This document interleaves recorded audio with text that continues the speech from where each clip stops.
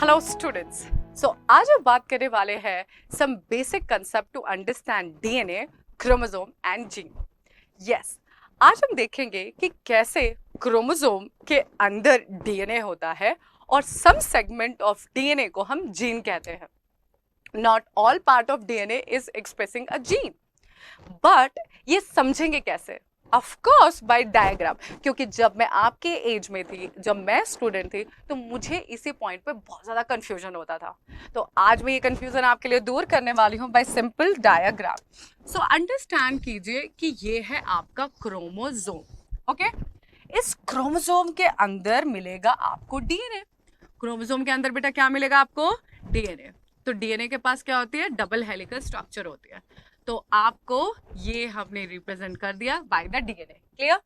Now अगर मैं इस डीएनए को थोड़ा सा बाहर बनाऊं तो आपको मैं बताऊं, सेगमेंट ऑफ डीएनए को हम जीन कहते हैं।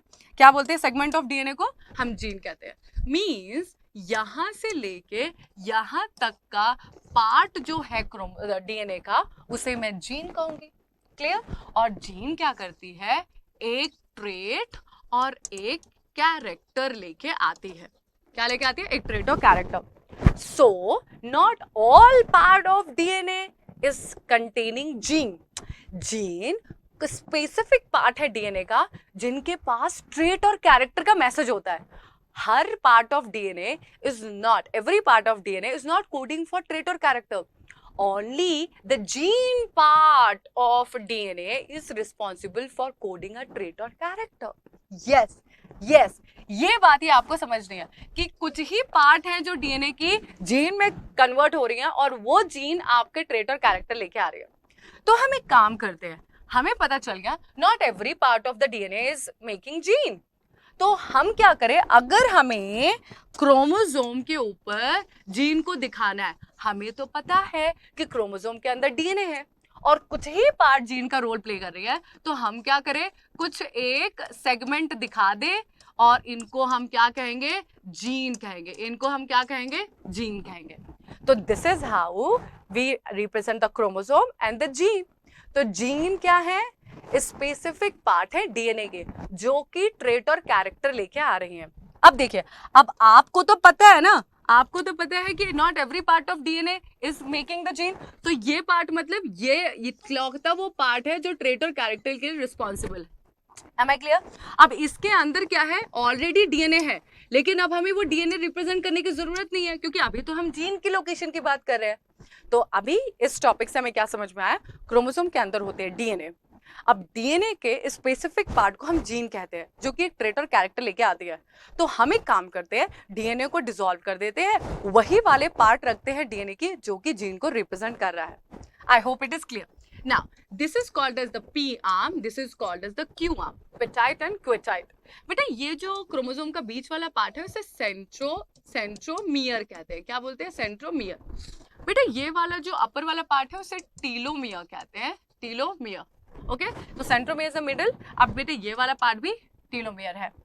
बेटा ये वाले पार्ट को क्रोमैटिड्स कहते हैं। इसे क्या बोलते हैं? क्रोमैटिड। तो ये क्या है? एक ही क्रोमोसोम की पार्ट है, तो इसे आप सिस्टर क्रोमैटिड कहते हैं। ये है सेंट्रोमियर, ये वाला क्रोमैटिड है। This is called a sister chromatid. 1 2 sister chromatids. Clear? Clear और नॉट? ओके, नाउ बेटा अब हम बात करने वाले हैं कि एक जीन कैसे एक ट्रेट और कैरेक्टर को लेके आता है। बेटा आप सुनिए, एक gene is coding for 1 trait और 1 character. 1 character. How it is possible? How it is possible? See, ये समझने के लिए पहले आपको सेंट्रल डॉगमा समझना है। सेंट्रल डॉगमा कहती है कि आपके पास होती है डीएनए जो कि डबल स्टैंडर्ड मैसेज है। अब डीएनए को सिंप्लीफाइड वर्जन में कन्वर्ट करना पड़ेगा जो कि सिंगल स्टैंडर्ड है, और आरएनए को प्रोटीन में कन्वर्ट करना पड़ेगा। अब ये प्रोटीन भी सिंगल है, लेकिन ये जो चेन है वो अमाइनो एसिड की है। तो जब बहुत सारी अमाइनो एसिड मिलेगी तो प्रोटीन बनाएगी, और जैसे ही प्रोटीन एक्सप्रेस होगा, ये प्रोटीन एक्सप्रेस होगा, एक ट्रेट और एक कैरेक्टर आएगा। अब देखिए बेटा, आपको पता है डीएनए में डबल स्टैंडर्ड है और यहाँ पे जो नाइट्रोजनस बेस है वो एटीजीसी है। अब आरएनए में एयूजीसी है। है कि नहीं है? अब आरएनए से प्रोटीन बनेगा। बेटा इस प्रोसेस को आप ट्रांसक्रिप्शन बोलते हैं और आरएनए से प्रोटीन के बनने को ट्रांसलेशन बोलते हैं। बोलते हैं या नहीं है? बोलते हैं, बताइए पक्का? ओके यहाँ पे बेटा आरएनए पॉलीमरेज एंजाइम लगेगा, आरएनए पॉलीमरेज, और ट्रांसलेशन के लिए आपको यहाँ पे राइबोजाइम मिलेगा। ओके आपके पास T RNA synthetase, okay amino acid synthetase, बहुत सारे एंजाइम है बट हम राइबोजाइम अभी यहाँ पे लिखेंगे, यहाँ पे आरएनए पॉलीमरेज कहेंगे। ठीक है तो ये तो बेसिक लॉ होता है। अब सोचिए बेटा, अब आप सोचिए कि ये पार्ट ऑफ डीएनए को मैंने कह दिया जीन। अब बेटा यहाँ पे थोड़ा सा ध्यान लगाइए। ओके ये पार्ट ऑफ डीएनए को हमने कह दिया जीन, ये पार्ट ऑफ डीएनए को हमने क्या कहा? जीन। अब ये जीन के अंदर मैसेज है ब्लैक हेयर कलर, तो black hair colour gene present है मेरे डीएनए में। अब वो सिंथेसाइज करेगी black hair colour RNA, black hair colour RNA. अब ब्लैक हेयर कलर आरएनए बनाएगी black hair colour protein, black hair colour protein जिसमें बहुत सारे अमाइनो एसिड होंगे। अब जैसे black hair colour protein express होगी मेरे बालों का कलर आ जाएगा black. Am I clear or not? Whoever so I am in front of you right now is the expression of my gene and my DNA. So what is the characteristic that right now you are having is nothing but it is having a blueprint in their DNA. So whatever the message is in DNA, I am expressing physically. Am I clear? Am I clear? अब देखिए बेटा, अब देखिए थोड़ा सा ध्यान दीजिए। अगर मैं बोलूं कि ये है आपके पास DNA, हाँ अब देखिए डीएनए किससे बनता है? एटीजीसी से बनता है। तो सपोज एटीजीसी, ओके अब है ये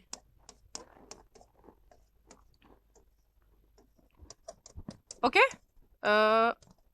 ठीक है, ये हो गया एक साइड का नाइट्रोजनस बेस। आपको पता है कॉम्प्लीमेंट्री रूल लगता है कि नहीं है? ओके यहाँ पे टी रहेगा, यहाँ पे ए रहेगा, यहाँ पे G C C A T A A A G G C C T A C C T A. Clear? ये अब देखिए बेटा, ये तो डीएनए था। अब मैंने कहा यहां से यहां के पार्ट को मैं एक जीन कहूंगी। Not every part of DNA is representing a gene, only a segment of DNA is representing a gene, right? तो यहां से यहां सपोज ये एक जीन रिप्रेजेंट कर रहा है और एक जीन के पास ट्रेट और कैरेक्टर होता है। नाउ ऐसा कैसे पॉसिबल है? मैम अमाइनो एसिड तो बनाया नहीं आपने, वही तो मैं अभी बनाने जा रही हूं। देखिए जब हम इन तीन बेसिस को एक ग्रुप में करेंगे तो 3 नाइट्रोजनस बेसेस जिसे आप ट्रिपलेट बेस कहते हैं आती है, तो ये रिस्पॉन्सिबल है एक कोडोन के बनने के लिए। 3 नाइट्रोजनस बेस मिलेगी तो उसे ट्रिपलेट बेस कहेंगे। 3 nitrogenous base is responsible for coding 1 codon, and 1 codon कुछ नहीं है, एक अमाइनो एसिड का मैसेज लेके आते हैं। तो यहाँ पे एक अमाइनो एसिड, दूसरा अमाइनो एसिड, तीसरा अमाइनो, यहाँ पे मीन्स कुल मिला के right now you have 6 amino acid. कितना अमाइनो एसिड है बेटा? 1 2 3 4 5 एंड 6।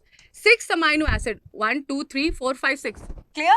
अब 6 अमाइनो एसिड मिलेगी और क्या बनाएगी? 1 प्रोटीन, एंड ये प्रोटीन एक्सप्रेस होगी तो एक ट्रेट और एक कैरेक्टर आ गया कि नहीं? देखिए बेटा ध्यान से देखिए, आपके पास ये डीएनए था, डीएनए में एटीजीसी है।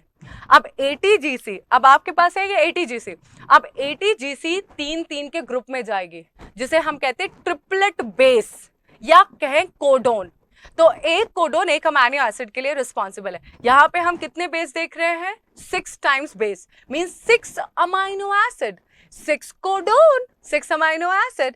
सो अगर हम देखें तो 6 amino acid is making a protein, और वो प्रोटीन जब एक्सप्रेस होती है तो एक trait and character. Now you understand that how 1 gene is responsible for 1 trait और कैरेक्टर। क्लियर हुआ या नहीं हुआ? That is what we are coding as a gene. अब ये वाले जो एटीजीसी हैं इनका कोई अमाइनो एसिड नहीं बन रहा, तो हम इनको जीन का पार्ट नहीं कंसीडर करेंगे, हम इनको नहीं बताएंगे कि they are gene. I hope you understand कि क्रोमोसोम के अंदर होता है डीएनए। डीएनए के कुछ ही सेगमेंट्स होते हैं जो अपने आप को एक्सप्रेस कर सकते हैं इनटू प्रोटीन, जिसे आप जीन कहते हैं। तो gene are the segment of DNA which has a power to synthesize amino acids, and then these amino acids are come together to form a protein. अब जब प्रोटीन एक्सप्रेस होता है तो ट्रेट और कैरेक्टर आते हैं। तो हम एक काम करते हैं, हम क्रोमोसोम में पैचेस लगा देते हैं जो कि जीन रिप्रेजेंट कर रहा है। हमें अंदर से पता है कि अंदर पूरा डीएनए है, लेकिन हम सब पार्ट ऑफ डीएनए को जीन में नहीं कन्वर्ट करेंगे। सो जब हम क्रोमोसोम लिखें और ये पर्टिकुलर diagram बनाए, it is showing that it is a functional part of the DNA that is representing the gene. Clear? So that is how we study the basic concept for gene, DNA, chromosome and coding of codon and amino acid from a gene. I hope you like the lecture. If you liked, please comment me. And अगर नहीं समझ में आया तो दोबारा से ये lecture को और elaborate करने के लिए मैसेज कीजिए. I hope everything was fine and you liked the lecture. If you like, please hit the like button and stay tuned with me. Take care. Bye.